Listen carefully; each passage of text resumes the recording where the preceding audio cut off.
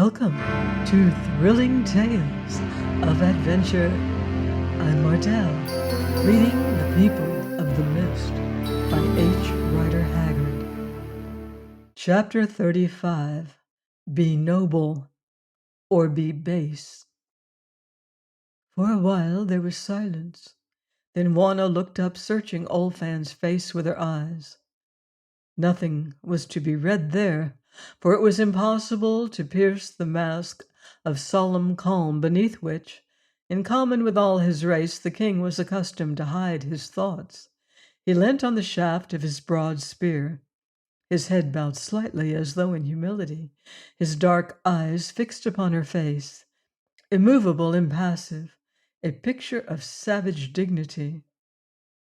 Indeed, Juana was fain to confess to herself that she had never seen a grander specimen of the natural man than that presented by the chief of the People of the Mist, as he stood before her in her rock prison.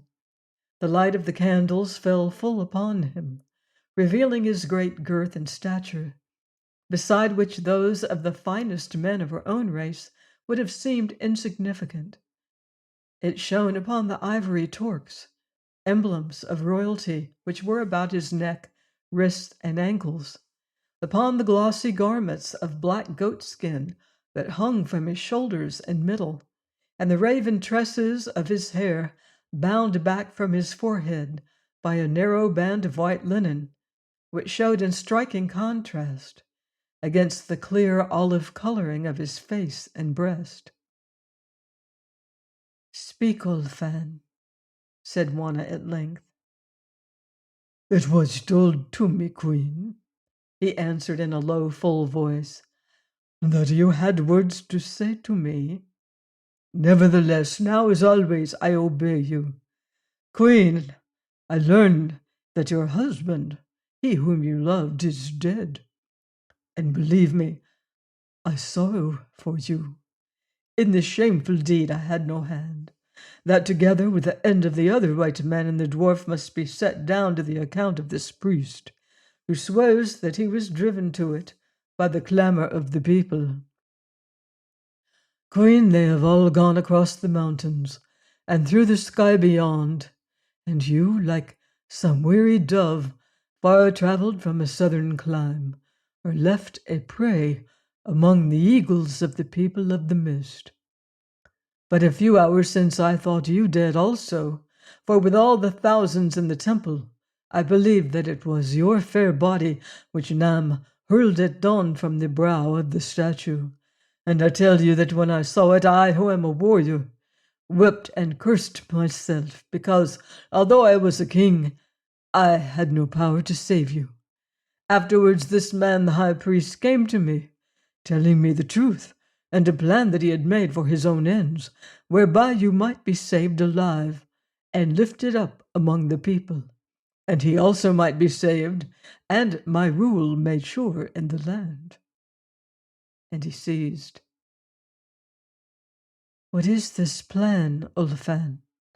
asked Juana after a pause. "Queen, it is that you should wed me, and appear before the people no longer as a goddess, but as a woman who has put on the flesh for her lover's sake. I know well that I am all unworthy of such honor, moreover that your heart must be sore with the loss of one who was dear to you, and little set upon the finding of another husband, although I remember certain words that passed between us, and a promise which I made.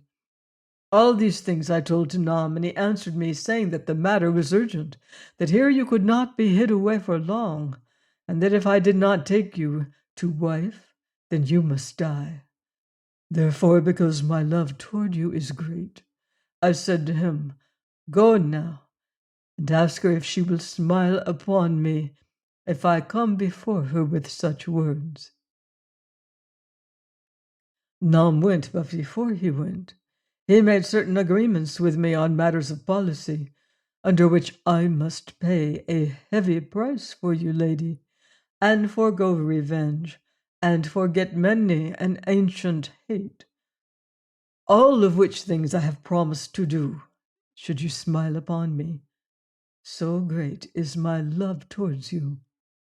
The hours went by, and Nam came back to me, saying that having weighed the matter in your mind, your answer was favorable. To this I replied that I did not trust him, and would take it from your lips alone. And now, Queen, I am here to listen to your word, and to offer myself to you, to serve you all my life as your husband and your slave. I have little to give you who have been brought up in sunnier lands, and among a more gentle people. I who am but the wild chief of men, whose hearts are rugged as our mountains, and gloomy as a winter's day that is heavy with snow to come. Only myself in the service of my soldiers' spears, and the first place among the children of the mist. Now, let me hear your answer, and be it what it may, I will accept it without a murmur. For least of all things do I desire to force myself upon you in marriage. Still, I pray you, speak to me plainly once and for all, for if I must lose you, I would know the worst, nor can I bear when you have smiled upon me to see you turn away. Nay, I would sooner die. And once more he bowed his head, leaned upon his spear, and was silent. Juana considered the position rapidly. It was hopeless and cruel. Naam and Soa were on either side of her, the latter standing near the door with a sliding panel beyond which Leonard lay bound. And she knew well that did she speak a single word of the truth to Olfan, it would be the signal for her lover's death. It was possible that the king might be able to protect her own person from violence. But if Leonard died, it mattered little what became of her. There was but one thing that she could do: declare herself willing to become the wife of Olfan. Yet it seemed shameless thus to treat this honorable man, the only friend that they had found among the people of the mist. But of a truth, such necessities as hers cannot wait, while those in their toils weigh scruples or the law of honor. Olifan, she said, I have heard you, and this is my answer. I will take you as my husband.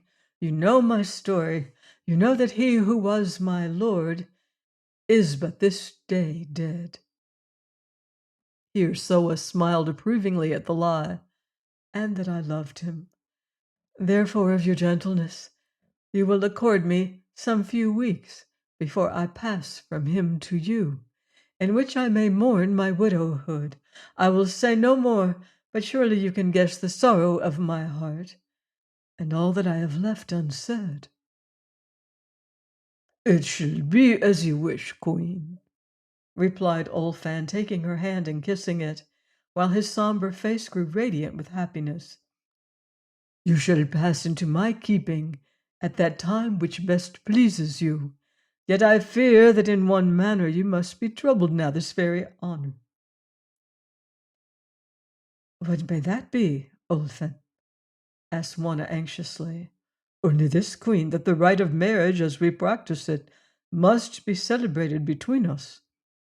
It is necessary for many reasons which will be made clear to you tomorrow. Moreover, such was my bargain with Nam, sealed by an oath sworn upon the blood of Akka, an oath that I do not dare to break. Oh, no, no, said Juana in acute distress. Think, Olfan, how can I, whose husband is not 6 hours dead, vow myself to another man upon the altar of his grave? Oh, give me some few days, I pray you. Most willingly would I do this, lady, but I may not. It is against my oath. Also, what can it matter? You shall remain alone for so long as it shall please you. Then Nam spoke for the first time, saying, Shepherdess, waste no breath in words, for learn that though this garment of modesty is becoming to one new widowed, yet you must put it from you. Nam spoke for the first time, saying, Shepherdess, waste no breath in words, or learn that though this garment of modesty is becoming to one newly widowed, yet you must put it from you. More depends upon the ceremony than you know of. The lives of many may hang upon it, our own perchance among them, and especially the life of one whom it does not become me to speak. And as though by accident, Dan let his eyes rest upon the door of the adjoining cell.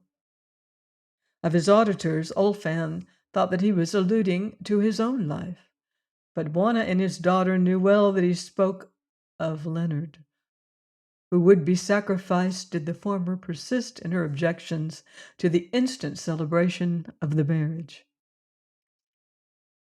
"You hear his words, Queen," said Ulfan, "and there is weight in them.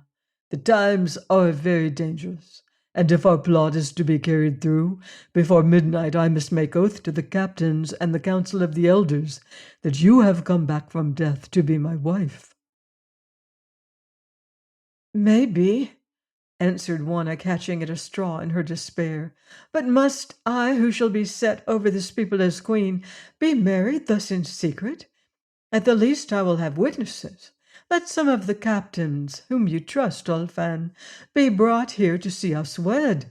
Otherwise the time may come when I shall be held to be no true wife, and there are none to establish my honor by their words."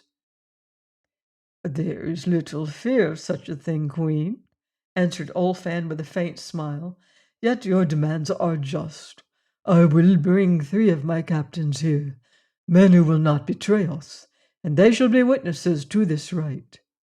And he turned as though he would go to seek them. "Do not leave me," said Juana, catching him by the wrist. "I trust you, but these 2 I do not trust. I fear to be left alone." "There is no need for witnesses," exclaimed Nam in a threatening voice. "The shepherdess has asked for witnesses, and she shall have them," answered Ulfan fiercely. "Old man, you have played with me long enough. Hitherto I have been your servant. Now I will be your master. Some hours ago your life was forfeit to me, for the white dawn had turned to red, and I meant to take it.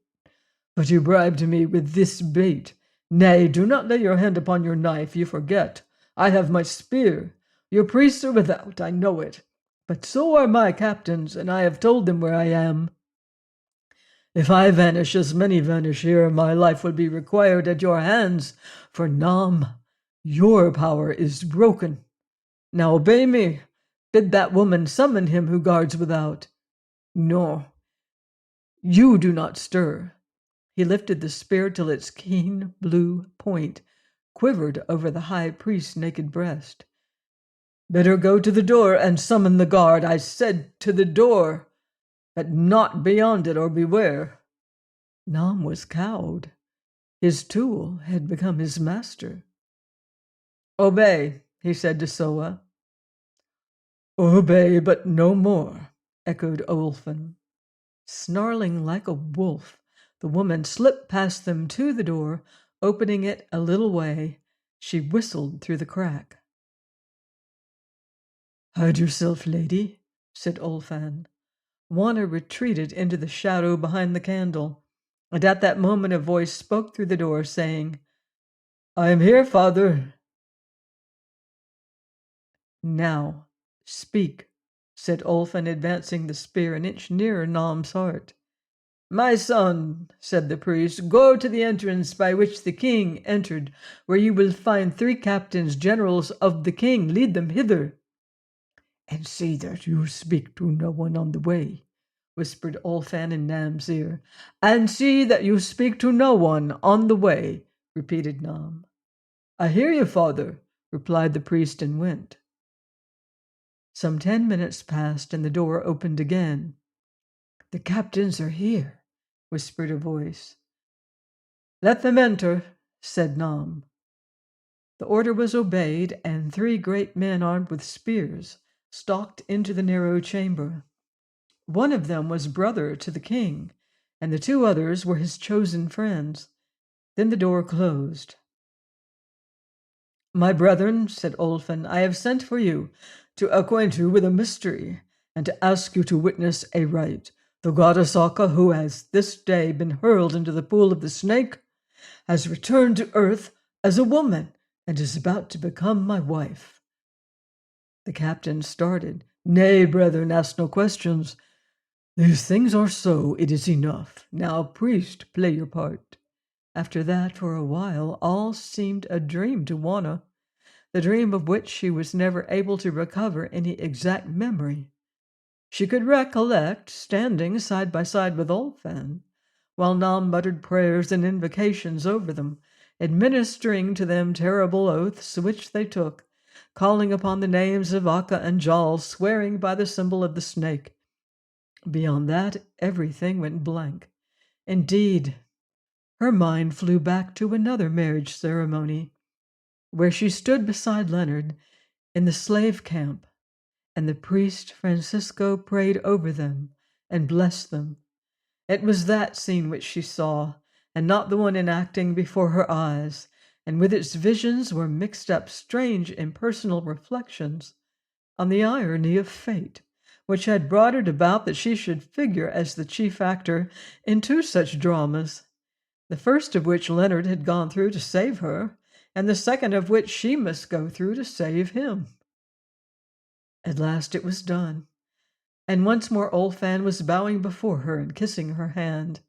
"Greeting, shepherdess, hail, queen of the people of the mist." And the captains repeated his words. Juana awoke from her stupor.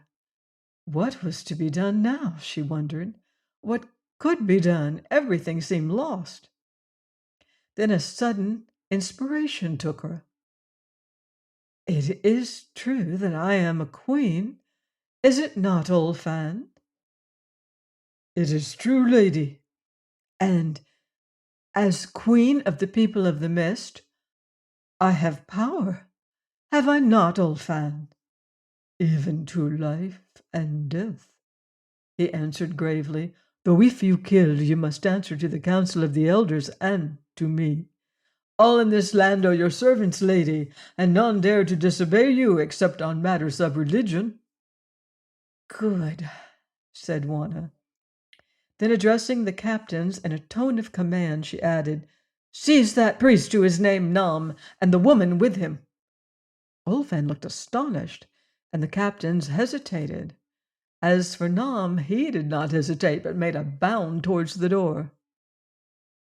"Stay a while, Nam," said the king, making a barrier before him with his spear.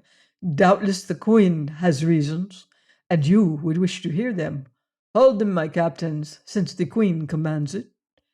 Then the three men sprang upon them. Once Nam tried to draw his knife, but failing in his attempt, he submitted without further struggle. With Soa it was different. She bit and tore like a wildcat, and Juana saw that she was striving to reach the panel and to speak through it. "On your lives, do not suffer her to come to that door," she said. "Presently you shall know why." Then the brother of the king dragged Soa to the couch, and throwing her down upon it, stood over her, his spear point at her throat. "Now, queen," said Olfan, "your will is done, and perhaps it may please you to explain."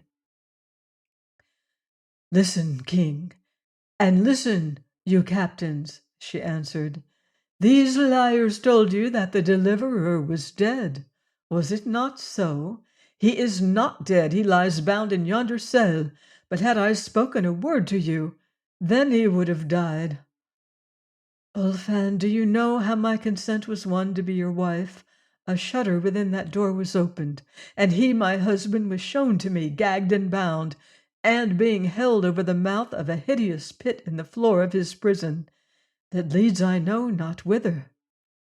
Consent or he dies, they said, and for my love's sake I consented. This was the plot, Olfan, to marry me to you, partly because the woman yonder, who was my nurse, did not desire my death, and partly that Nam might use me to save himself from the anger of the people. But do not think that you would have kept me long, Olfan, for this was in the plot also, that when you had served their purpose, you should die by secret means as one who knew too much." "It is a lie," said Nam. "Silence," answered Juana. Let that door be opened, and you shall see if I have lied. Wait a while, Queen, said Olfan, who appeared utterly overcome. If I understand you right, your husband lives, and therefore you say that the words which we have spoken and the oaths that we have sworn mean nothing, for you are not my wife? That is so, Olfan. Then now I am minded to turn wicked and let him die, said the king slowly. For know this, lady, I cannot give you up. Juana grew pale as death, understanding that this man's passions, now that once he had given them way, had passed beyond his control. I cannot give you up, he repeated. Have I not dealt well with you? Did I not say to you, consent or refuse, as it shall please you? But having once consented, you must not go back on your words. What have I to do with reasons that prompted them? My heart heard them and believed them. Queen, you are wed to me. These oaths that you have sworn may not be broken. It is too late. Now you are mine, nor can I suffer you to pass from me back to another man, even though he was your husband before me. But the deliverer, must I then become my husband's murderer? Nay, I will protect him, and if it may be, find means to send him from the land. Juana stood silent and despairing, and at this moment Soa, lying on the couch, broke into a shrill and mocking laugh that stung her like a whip and roused her from her lethargy. King, she said, I am at your mercy, not through any wanton folly of my own, but because fate has made a sport of me. King, you have been hardly used, and as you say, hitherto you have dealt well with me. Now, I pray you, let the end be as the beginning was, so that I may always think of you as the noblest among men. Except one who died this day to save me. King, you say you love me. Tell me then if my life hung upon a word of yours. Would that word remain unspoken? Such was my case. I spoke the word, and for one short hour I betrayed you. Will you, whose heart is great, bind me by such an oath as this, an oath wrung from me to save my darling from the power of those dogs? If this is so, then I have erred strangely in my reading of your mind, for till now I have held you to be a man who would perish ere he fell so low as to force a helpless woman to be his wife, one whose crime is that she deceived him to save her husband. She paused, and clasping her hands as though in prayer, looked up into his troubled face with beseeching eyes. Then, as he did not speak, she went on. King, I have one more word to say. You are the strongest, and you can take me, but you cannot hold me, for that hour would be my last, and you but the richer by your broken honor and a dead bride. Olfan was about to answer when Soa, fearing lest Juana's pleading should prevail against his passion, broke in, saying, Be not fooled, King, by a woman's pretty speeches, or by her idle threats that she will kill herself. She will not kill herself. I know her well. She loves life too much.